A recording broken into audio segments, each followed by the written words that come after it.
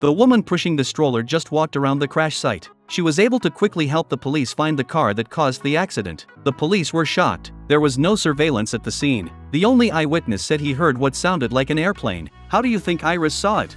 And because the car's engine sounded like an airplane taking off. That's why it's called the Jensen Interceptor, and the blue paint on the victim's watch. ELA was able to deduce the model number. But Doc was still a little unconvinced because the American version of the Interceptor can also be custom-coded. What makes you so sure it's an old British car?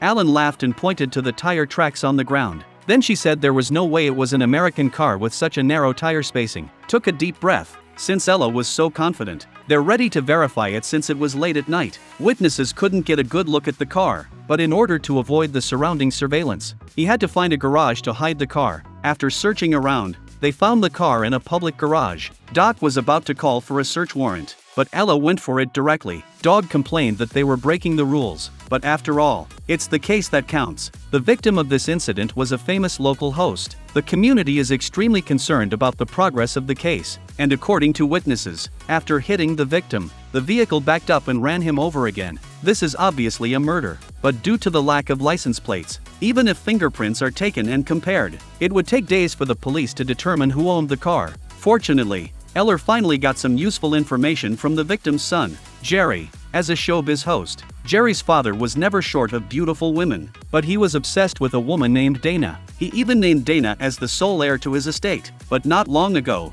Jerry's father suddenly said he wanted to redo as well. So he figured I must have found out about it, and that's why she killed his father to get his inheritance. Doc and his team immediately went to his house to look for clues. Elliot took the opportunity to go to the bathroom and scrutinized the interior of the house. She took note of all the details that were not readily apparent. When they returned to the living room, they calmly talked to Anna. It turned out that Anna was only a housekeeper. She claimed that she had a platonic relationship with the deceased. There was no intimacy between the two of them, and she doesn't drive. So do you think she's the killer?